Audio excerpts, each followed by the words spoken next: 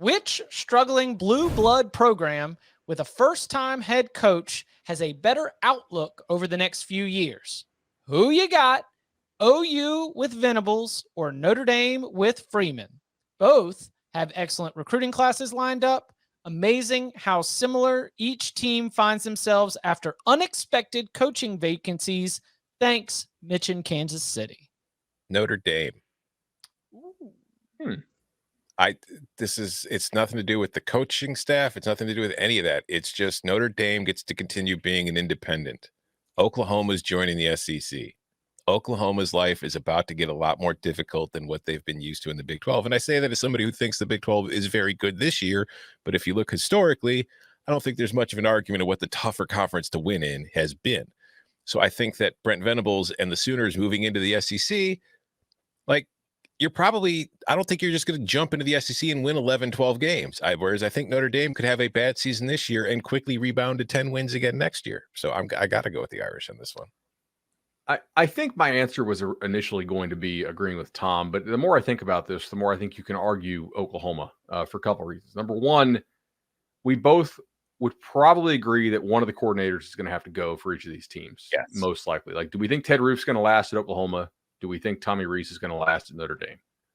I don't think so. Typically, you get to fire a coordinator before you yourself get fired. And neither of these guys are going to get fired in year two. That's not going to happen. Notre Dame definitely has an easier schedule going forward, especially next year. They do have to play at Clemson and they host Ohio State and USC, which is not easy. But they're going to be favored, I think, in all other games.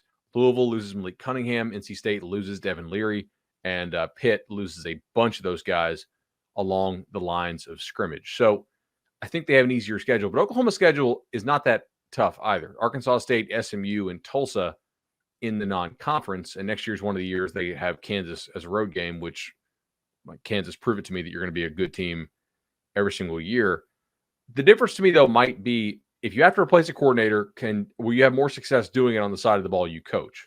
So Venables may have to replace one on the side of the ball that he actually coaches, defense, whereas we have to see if Marcus Freeman can go out and hire an offensive guy and allow him to work and make it work.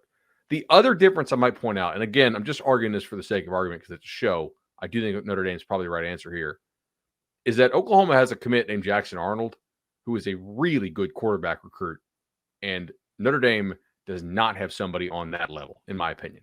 So quarterback-wise, I'm more confident that Oklahoma is going to have high-level quarterback play than I am the Irish will.